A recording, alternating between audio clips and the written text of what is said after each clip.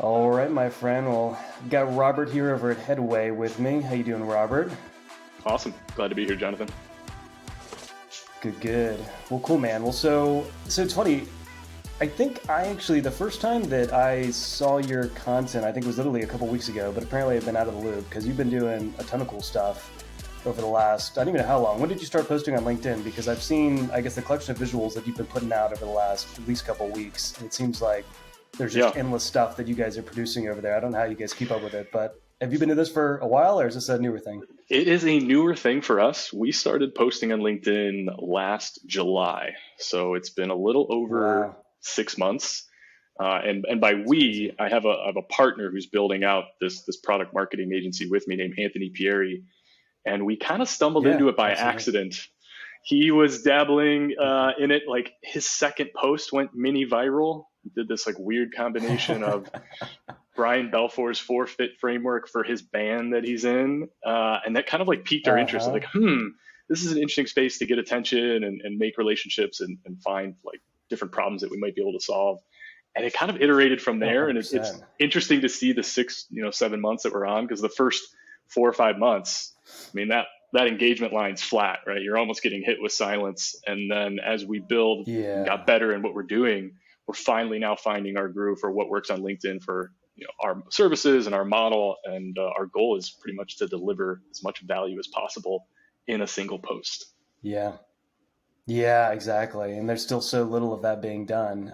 I would love to, we could go into a whole entire episode on LinkedIn posting, I'm sure, but yeah, I want to kind of get into just a couple of the visuals that stood out. And before we do, I guess, and even get into the two, and we're going to be talking all things product marketing for anyone listening. But I think the big things I wanted to do is that most SaaS companies, at least from the ones that we work with, and we work with anywhere from like Series A to Series C, even, it seems like there's a huge underinvestment in product marketing. And there's a lot of just rushing in and saying, let's try out this tactic and let's do paid ads, or let's do SEO, or let's do a webinar. And there's not really a core focus on what the theme or the core messages or the things that we want to communicate about that relate back to our product before you actually start some of those things because they're all activities. And I always say this. I had a LinkedIn post I think I don't know, a few weeks ago where paid ads are an activity, not a marketing strategy. You need to have some of these Yeah. elements put together and then use paid ads, which is just one distribution channel among many. To actually get the message out. But I thought we maybe start like just your take, since you're in this even more than I am, like on what is product marketing from your point of view, and like why is it even important? And then maybe I'll kind of chime back with some other thoughts that I have. Yeah. We look at product marketing as the epicenter of any startup or business. If you really boil it all down to first principles, a company has to Yeah. build something and sell something. And product marketing sits right at that intersection. And I think what we're Mm. seeing now is that product marketing has become a little bit more science. When you think about how companies solved for build and sell early on, it was like big vision, advice, build a great product, and then figure out how to market it. And now as it's Yeah. evolved, it's turned more into Typical. this no mindful connection of, hey, we have to figure out what we build and for who and how we even approach selling it. And I think product marketing fits right in there. Right. And you brought Yeah. up how it gets underinvested in. I think the reality is product marketing for especially for early stage startups, it's a founder's role.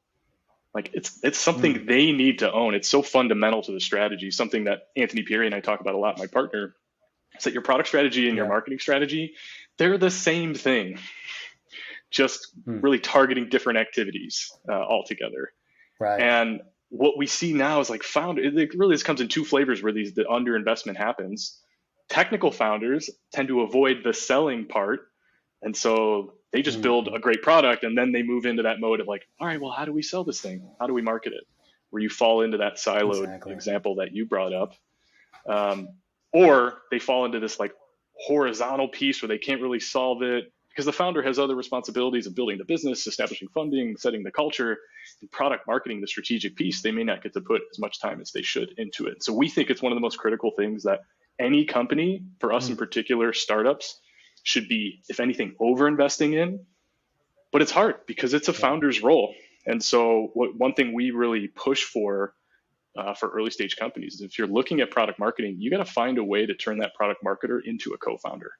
Give them a seat at the table, give them influence, because otherwise you create this disconnect from what might be happening at that strategic level that's protected by the founders and the reality of just those activities that you mentioned.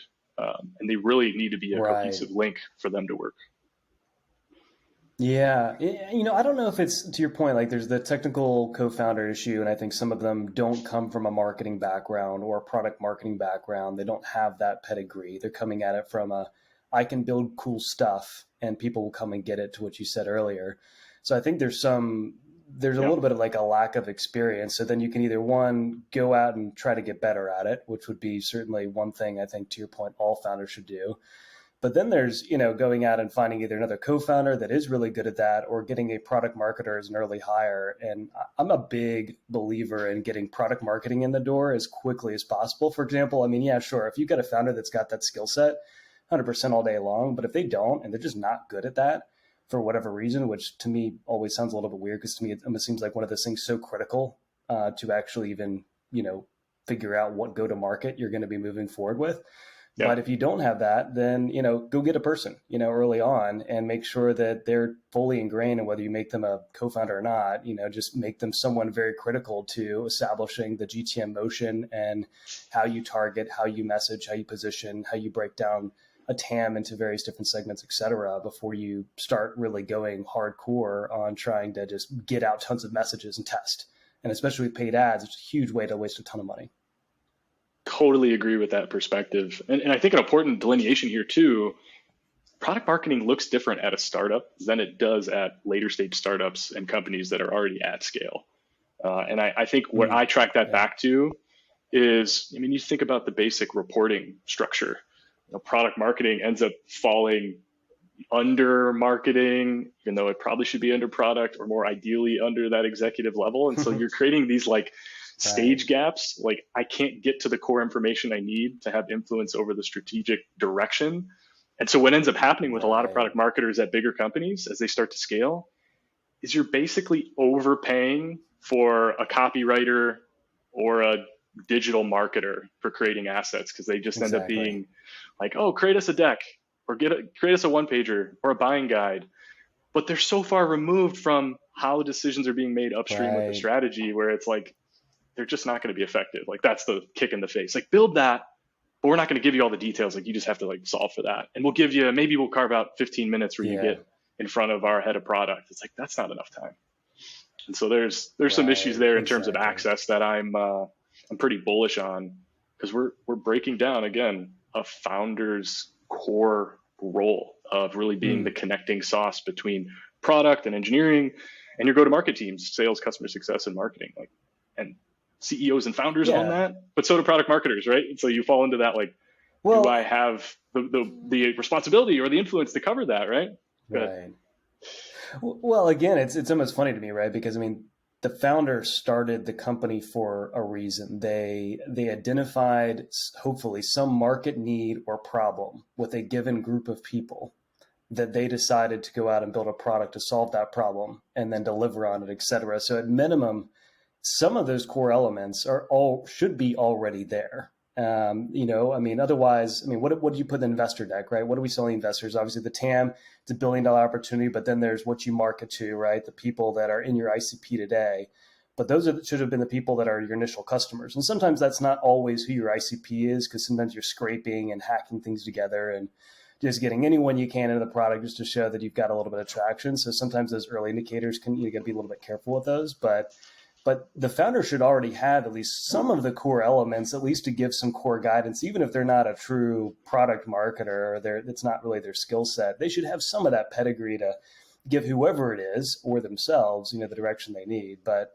yeah, I agree. Yeah. Well, I want to jump into one thing, because I think this is kind of a pseudo segue, but you posted something, I guess it was a week or two ago, but B2B marketing assets by stage of awareness. And I think this is interesting, and maybe I'll give you my 2 cents on just a couple of takeaways, and I'd love you to maybe break it down a little bit for people. But for people that are not clearly seeing this and what it looks like, it's essentially just a pyramid, right? So it starts off the top. You've got problem unaware, people that are out of market. You got problem aware, people that are inside your TAM. solution aware, and then product aware. So just really kind of going down the levels of awareness. And across those, you've got clearly different pieces of content to go to each different bucket. And so I think what we see a lot of times is there's most of the focus, at least initially in the short term, is not focused on the top part of that funnel at all. Unless, of course, you're in a situation where there's no one that is familiar with the problem you're solving, and what you have is just something very new and cutting edge. But most times people are in some existing category or coming into one or trying to rename a category, et cetera. And they're still doing something similar enough where there's enough people that are aware of the problem. So we see a lot of people will come in and say, okay, great. Let's just come out with some value prop ads that say exactly what it is, the benefit, how it works, et cetera. So we can capture some of the existing demand and ignore really all the other people that are problem unaware, and leave those people to the side, which I think there's a missed opportunity there. I don't disagree with the way it's staged, because there's so much pressure from investors to provide results now, but there's also looking at, the short term and long term together, so that you're not completely removing the folks that potentially aren't in market today, whether that's the 97 and 3, which are the common numbers that people like to throw around with regards to that, or whether it's an 80-20, et cetera, et cetera. But if we don't take care of those people that maybe haven't heard of you before, are not really aware of the problem, and bring them in over time, then that's going to be your pipeline quotas and all things that struggle in the future. But I don't know. I wanted you to, that's just kind of some 2 cents thoughts when I was just looking at it. But what's your kind of like thought, or did I break that down well? Maybe if you want to add any context to it, maybe that'd be helpful just for people that haven't seen this or not familiar with the process. I love to hear the lens on it. And I think you did it really well. We look at it almost as part of your segmentation. So you said something interesting there that I agree with. Early stage, you should focus with people who are more aware. They're in market. And so they're closer. They're going to be easier to reach, easier to sell, easier to convince.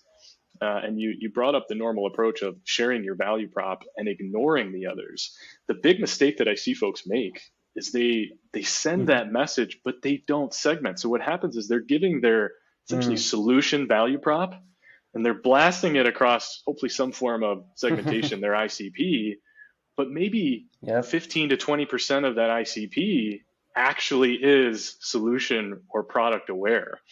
And it's like, great, we're getting early traction, but you've already created this poor messaging alignment to potential people who are problem unaware, maybe problem aware. And like an example is probably a best way to articulate this. And I just posted about Loom. So Loom's very front of mind to me. I'm also love their product. So if you take like a use case out of Loom, like targeting sales teams, right? And their whole use case is send a personalized message to a customer, across customer success, sales, et cetera. And you think about like messaging that piece. And so when we think about problem aware and solution aware, as they move through that, they already are thinking like, man, I need a better way than sending emails. But there's a whole cluster of people that when they think personalization of their sales process, they think personalized emails at scale. And so think about how those messages hit, right? If you let's talk about someone who's problem unaware, or maybe a problem unaware, getting problem aware, like that requires a specific message where you have to meet them where they are and say something to the effect of like, hey, I bet you think the problem is you're struggling to create really good personalized emails. And I bet you're running into all these issues. That as a message gives you this trust, this bandwidth to then teach them more about, hey, your problem really isn't about email at all. It's about emails are slowly dying as a medium for engaging prospects. Like video is this new wave. And like, then you can slowly bring them into how you're framing the problem that, hey, videos are a better way. And we've got the pill for that to solve that challenge. And it works on the reverse end too, right? Imagine if you went to someone, let's say you did that hard work and like, that's how we're messaging problem unaware people, but you blasted that to people who are solution aware. That'd be like me coming to you and being like, you need videos to engage with your salespeople. And I'm hitting you with like, Jonathan, I bet you think that like email personalization is like the way to go and you're struggling in these ways. You'd look at me and be like, no, I'm past that. I figured that problem out like 12 months ago. You can't help me. And so coming back to this funnel, it's a segmentation exercise. And so I don't think startups segment enough on this. They take this like broad blast and they start with solution aware, which is fine. but they forget what's happening in the larger part of their TAM that they will eventually need to tap into for later stages of growth. And so we really advocate Yeah. for really specific on message, really specific on segments, and being hyper clear about what you are and who you're for. Yeah, so two things you said, actually three that I want to chime in on. But yeah, the segment, big one. I actually was posted about that today. I mean, it's a huge one. I mean, a lot of what I see is same thing you said is even worse, actually. You're saying ICP. Some people are just like, yeah, our TAM's about, looks kind of like this, like maybe we should just go after all of them. And, because we just don't know what works. We want to see what works. And I can tell you from a paid ads perspective, it's one of the most expensive ways to get data. And it's almost always a horrible way because, ultimately you're not going to have messaging that's going to resonate with the whole TAM, to your point. And you're even saying, because to me, it really starts at you at, TAM, and then you've got the ICP inside of that, or there's SAM, which is the other abbreviations, as I'm sure you know all too well, but ICP within that TAM. And then there's segments. So for example, you might have segments for different industries or for different personas or profiles of people. Are they the user or are they the executive buyer? Those might be two different messages. Now, it's hard to, I think, from a speaking from more of a paid experience, to have all of those cuts all the time. And one of the biggest problems is usually budget and audience sizes and other things like that. So you got to be careful about getting too narrow, but at the same time, you're going to miss the audience if you just say, hey, here's our huge audience of TAM, and we want to go after all of them with this one big message. And usually the message is going to be broad. It's not going to be specific enough. It's not going to resonate. They're not going to really get it. So then you spend a lot of money just trying to figure out that, hey, great, this didn't work. And then either you blame the channel or the activity, whether it's paid ads or another, and then you move on to something else. When really it was just a targeting problem and being very, very specific about messaging. And I think this is where you guys could help out. I mean, we probably talk after this call about some of the clients we work with and others. But I think that if there's just some initial alignment around saying, hey, here's the specific people that we're going to go after in our ICP, and here are the core messages that we're going to deliver, even just at a high level with the theme broken down by the different personas, you would have so much better success across any channel, whether content or organic or you name it, than just going after everything. So I completely agree with that. And then the last thing you said was aligning with where they are today. You didn't say those words, but it made me think about it with regards to email. And it's when you are in that kind of problem unaware stage, like you were saying, and you're trying to make sure that they know that you understand where they are today, that this is the common situation you deal with. Because as soon as you get that, it just triggers people like, oh yeah, like you're so right. Oh my gosh, like that's exactly the situation I'm in. So then it automatically builds trust. And then that's when you can then start to, change the story a little bit and say, hey, you're here today, but here's really where we want to take you. And then I think then that connection's built. And without that, it's kind of like, you're showing up and saying, I got features and this button does this and that button does that. And people can't make that connection as easily. So I'll stop myself 100%. there. See if you have anything you want to add there. 100%. No, the one thing I will add to what you said around experimenting across your TAM, that's something that you should do in the early stages, right? There's a difference in our mind between I call it kind of experimentation go-to-market and actual prioritized growth go-to-market. And early on, when you're in that seed series A, you should be experimenting across your TAM, but you can do that in a way that's mindful. It doesn't mean you stop segmenting and stop personalizing the message. It just means, hey, if I've got 1,000 companies in my TAM that I want to send a message to, maybe I shouldn't blast all 1,000 with that core message. Like that's not good enough. I can still do lightweight segmentation and do it bit by bit and send it to blocks of 100 or 200 companies and really figure things out on alignment. Because there's kind of this like pre-product market fit and post-product market fit with messaging. And when you're before that, when you're in experimentation mode, you really do need to try a lot of things. And you brought up ads. My take, I personally think ads are some of the worst ways, especially B2B, to approach experimentation. I think that type of testing needs to happen as close to face as possible. And so there's much more hustle involved, less scale, going to meetups, finding communities they're in, hanging out with people, like literally becoming friends with your target segment. And that doesn't happen enough. Like people stay in their offices, like, how do I reach these people at scale? And it's like, nope, The goal should be, how do I plant myself in front of one of them right now and learn whether or not my message Exactly. works? People get stuck on that. It's like the balance Exactly. between test and grow. Right, exactly. I mean, it's not to say you can't test with paid ads, but you should be a lot closer to product market fit because paid ads are a great way to Yeah. scale a message and Yes. guarantee distribution to your ICP. But it's not as good for if you're really early stage, you're not really sure who your ICP is, you don't have messaging organized enough to really know, all right, these are the different things we want to communicate.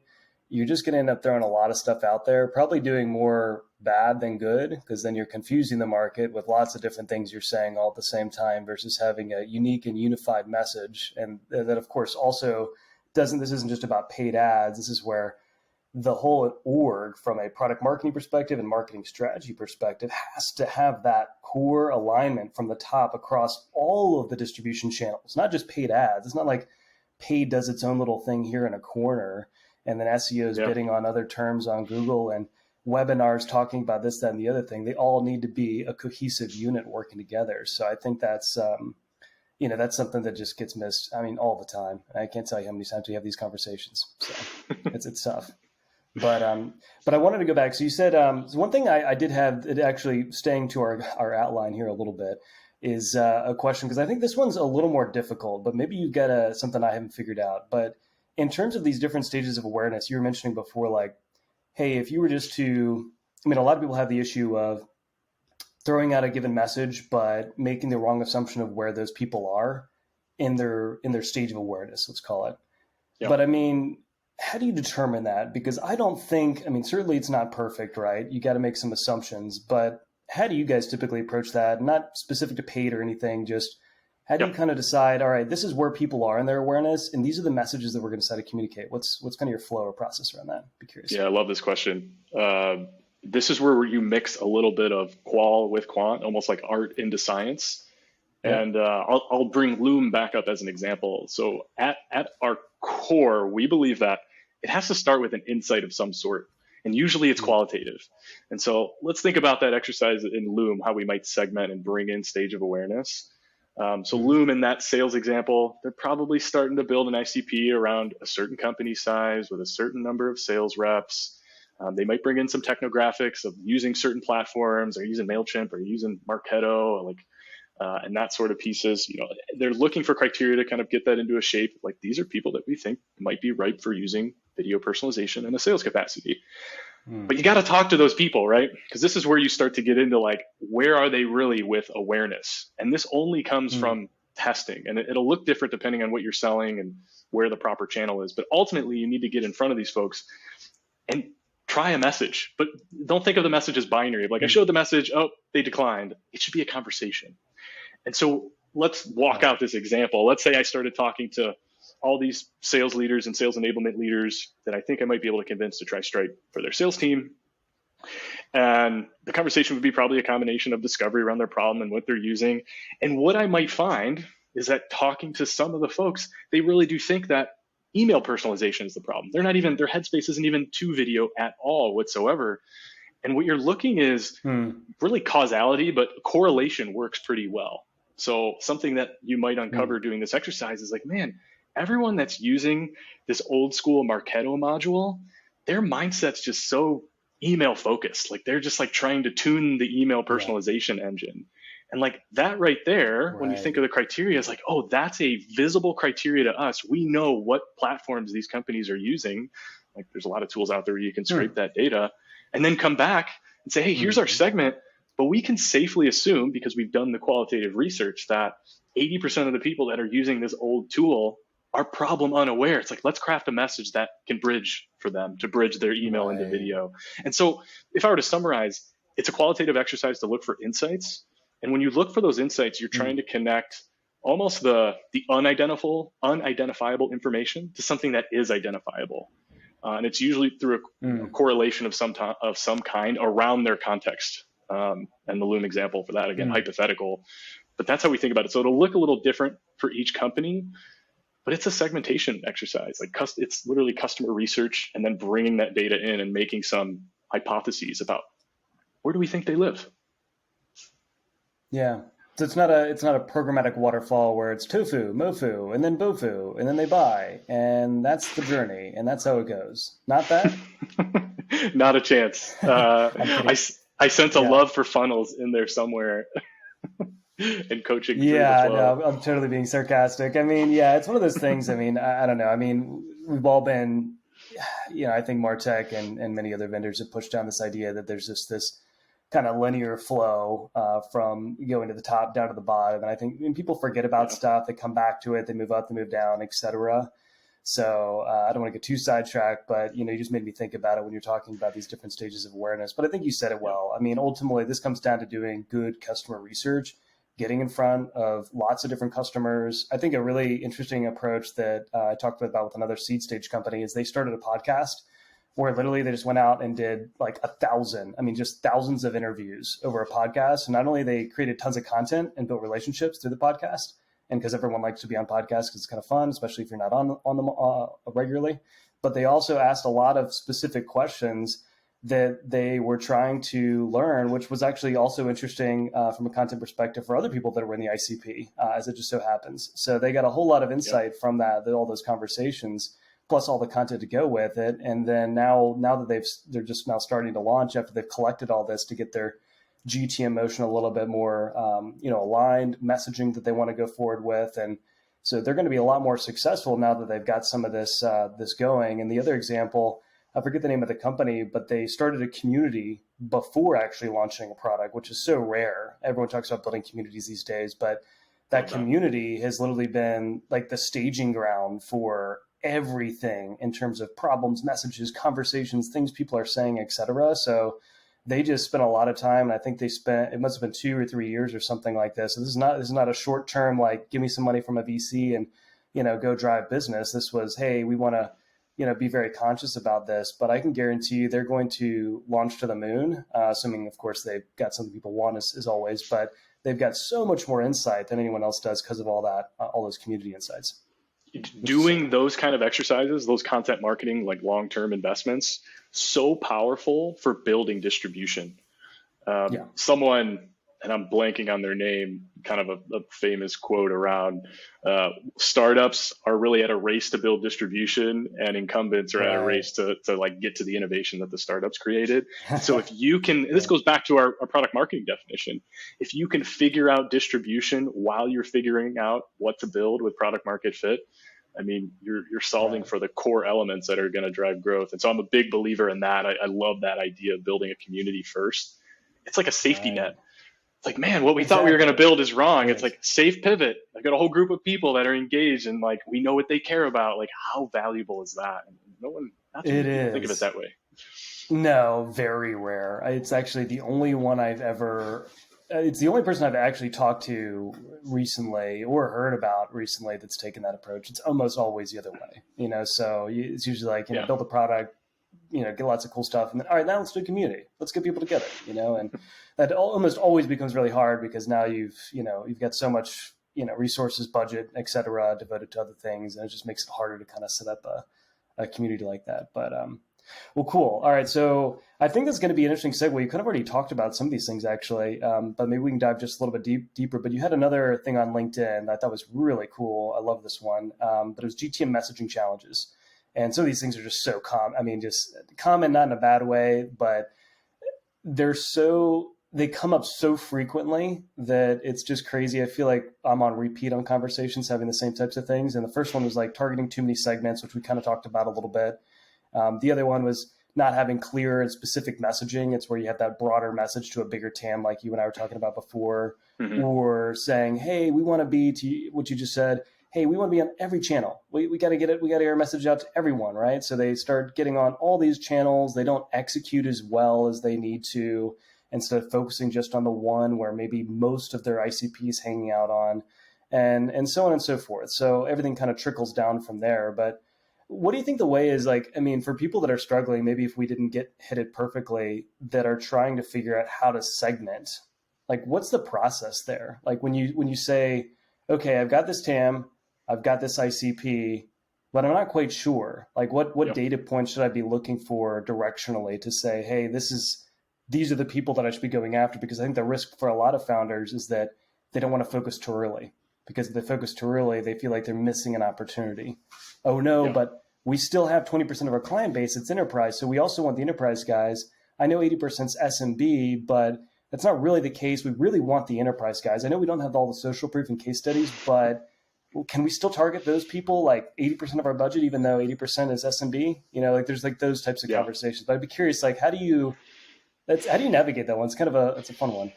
It is, yeah. To get And I into. mean, we probably run into that every day. I mean, it comes down to Yeah. tough decisions for the founder. And Yeah. the hard reality that a lot of founders have to find out the hard way is the best way to grow, and especially hitting your first couple of waves of growth, is to do less for less people. It's so counterintuitive. And and I think this happens for a couple of reasons. There's like VC number one, like you're explaining to a VC how big your TAM is, right? So you leave that meeting and you're like, we're going to get everybody. And it's expected. Like you have to prove that out. Right. But your TAM is like opposite of your go-to-market, right? It's like the inverse of it. Exactly. And so you leave that meeting, and I think just founders have trouble balancing that. I'm like, well, we have to, like, they're already thinking about that big picture.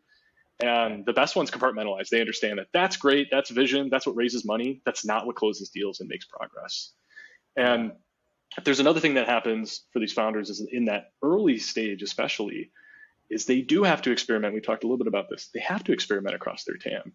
And so you get to this state where you create some level of ARR that usually gets you to your Series A, somewhere around $1 million a year, loosely for B2B SaaS.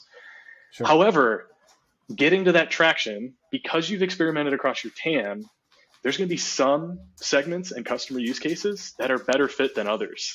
And so you're left with this like platform challenge when you get to that point. Do we keep going and build the ability to support all these use cases and get more folks into these use case models, or do we narrow? And so number one, it's just a struggle of like, how do you prioritize those? The way we get around that, so a little bit more tactically, we take a use case based approach to segmentation. So ultimately looking back at your product and thinking through like, what's the main thing it enables you to do? And so we're on a Loom thread, but like Loom, it lets you record a video and send it asynchronously to collaborate. It's like, great, that's your product use case.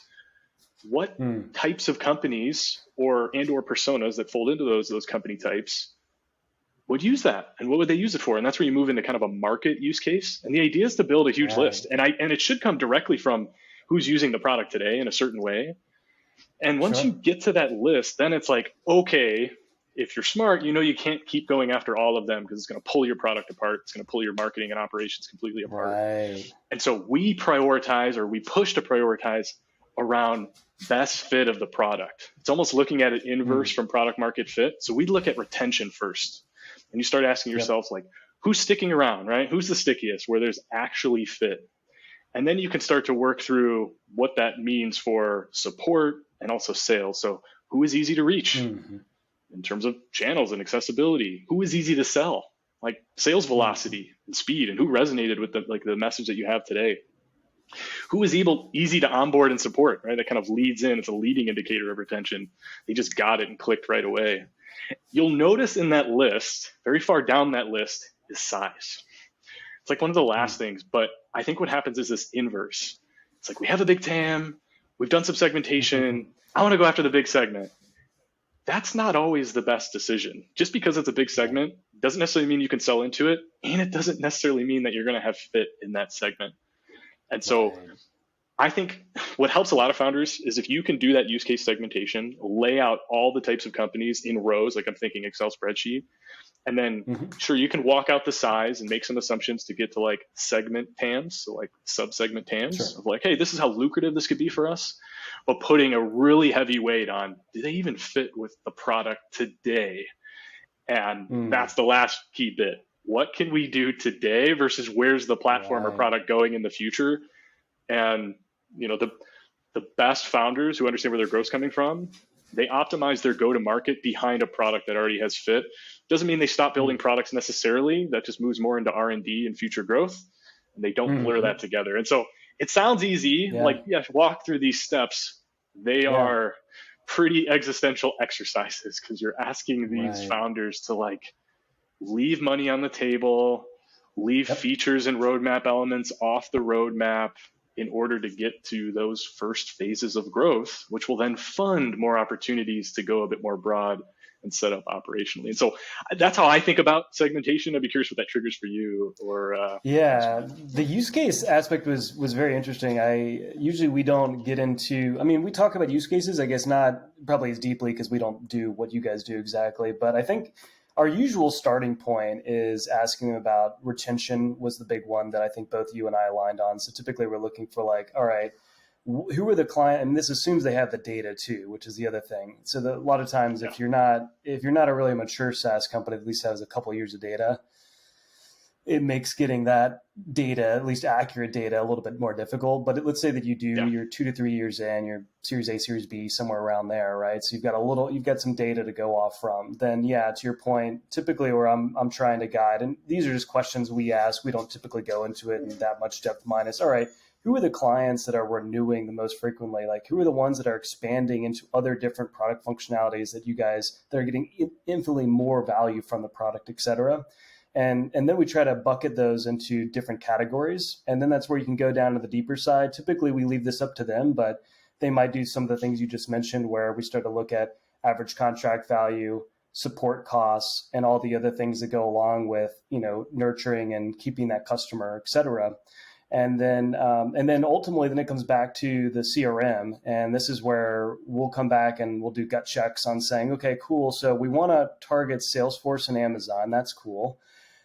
Do you have any other enterprise clients to support that type of motion? And do we have the necessary content and features and enterprise features that are going to ultimately speak to those people if we go after them? Because what I'm looking at is you guys have great case studies on SMB and mid-market.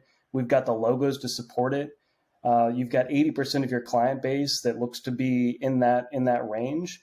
Why not focus there a little bit more, assuming the market opportunity is there, right? And there's other things clearly you might put together and say, hey, there's an amazing market opportunity enterprise to do X, Y, Z because you saw an opening. Mm-hmm. But typically, like that's a decent starting point as a little quick gut check because it's easy for us to kind of go into that HubSpot and see. The only caveat with it is that, again, if you're early stage, sometimes that data is not going to be as reliable because you've hacked your way to kind of get, your first million or hacked your way to the first 500,000 or whatever it is. So sometimes you can't really say, hey, just because HubSpot or Salesforce says this, it doesn't mean that's actual reality.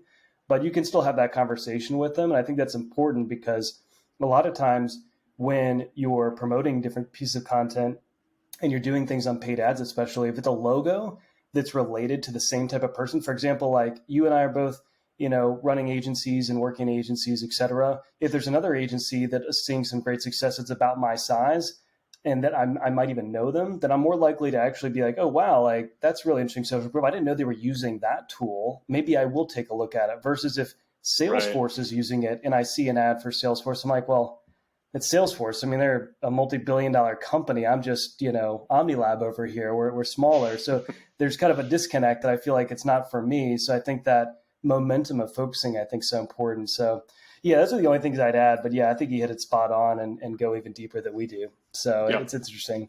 So the only last piece I'd add is that, because you're right, the lack of data can prevent good segmentation. And it's really about translating. I would argue the data's still there. It's just qualitative. You should know with all the pain of all the hustle and the way that you've gotten to your early traction. Right. Qualitative data, I would say, is almost more important than the quantitative in that early stage, and really leaning into who are you serving the best. And what'll happen too is if they really, you brought up the enterprise example, if they really think that their business needs to move to the enterprise piece, don't go all in to shift your pivot into that. There should be experimentation there, right? John Zaratsky, I had a chat with him on this, who's now running Character VC. He talks about it as like, you have to show me the spark first, which I kind of read into as like, prove to me you can do it at least once. And if you can convince someone else you could do it twice, it's like, then you're moving in the right direction. But if you can't land an enterprise person through hustle and like things that don't scale in a really unique way, like, I don't believe that you're going to be able to pivot your whole business and shift up not only your product, but your go-to-market motions to map that. And so it's like, it's all about learning, experimentation, and repeatability, and then turning on go-to-market at scale. And too often we just want to like there's money there. There's big growth. Let's go after it. And it's a mirage. SEO, more paid ads, more this, more activities. We need more activities. We need to show people that we're doing something. Yeah, it's that's right. Yeah, you get what's your marketing strategy? SEO and paid ads on LinkedIn. And I'm like, okay, more target messaging, positioning, all those things. I mean, what do those look like? Channels, so on and so forth. So yeah, well, we could go on all day long, man. I don't want to hold you up. So any like last thoughts or anything you think we didn't cover around like this whole topic of everything we've been talking about with regards to product marketing you think people should know, or any kind of remaining thoughts? I think one of the things we harp on, like as kind of a close to all of this, is, and we live in the area of getting from early to first phase of growth, clarity. I see this every single day with the companies we work with, where they look to inspiration from larger companies in how they message and how they handle their go-to-market and how they build their product. And like, we should look for inspiration. They're doing some really great things that we can aspire to. But fundamentally, those businesses operate differently than early stage startups. And where I see this most is homepage messaging, probably number one. If you go to any of like these big folks that we all love, like Airtable's one that's front of mind for me right now. If you go to their site, they literally say something like "connect anything for everyone," and it's like, what the hell is that, right? If you're a startup like competing with Airtable, and you're like, and you had that message, like, I don't know what that is, and by definition, then I don't have a clue who it's for, and I'm not going to give you even a chance to explain it. Dead done. And so my final like message for all of this is like, be painstakingly clear, like, and the filters of this of like, could I get my mom to understand it? Could I get a third grader to understand it? And if they don't, maybe back to the drawing board until you actually get traction and awareness and build out like more of like what you're doing. You just can't use any of these big company tactics. They're just not going to work for you at that stage. That's a solid one. That's a great one. I completely agree. Yeah, I mean, it's like people in the paid world for us saying, hey, I saw that Salesforce is executing XYZ strategy. I think we should really do that. And you're kind of like, well, first of all, I mean, they have very different resources, way different budget structure.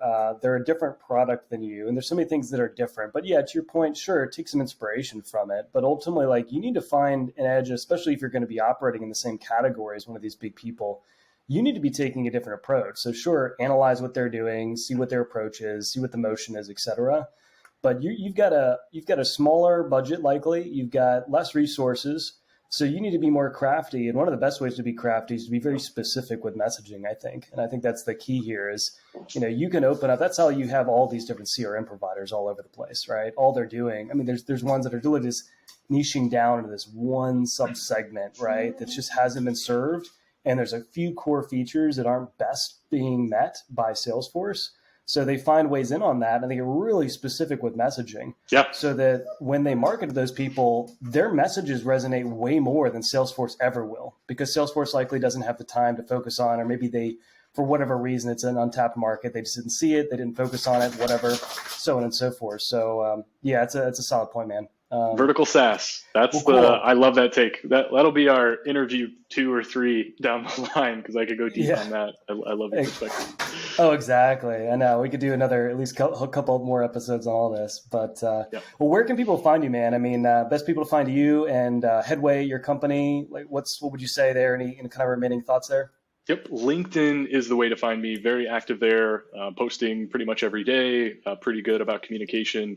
And also my partner, Anthony Pieri, you can find him on LinkedIn as well. That's kind of our playground at the moment for all things product marketing. Love it, my friend. Well, cool. Well, then we will we'll stay in touch and back to the LinkedIn community stuff. Awesome. Thanks so much for having me, Jonathan. This was great. All right, big guy. We'll see you. All right. Well, thanks for listening to another episode of the Demand Podcast. Again, I'm Jonathan Bland, the co-founder of Omni Lab. I'll also have with me Jason Steele, who's the other co-founder of Omni Lab on this podcast as well. We're a demand gen agency for seed to Series B SaaS startups. If you like this episode, or you're looking for some help with demand gen, please feel free to reach out to us on LinkedIn over a DM, or you can go just directly to our website. That's omnilabconsulting.com. Otherwise, we look forward to seeing you on the next episode where we'll be talking about all things demand gen. Until then, thanks. Bye-bye.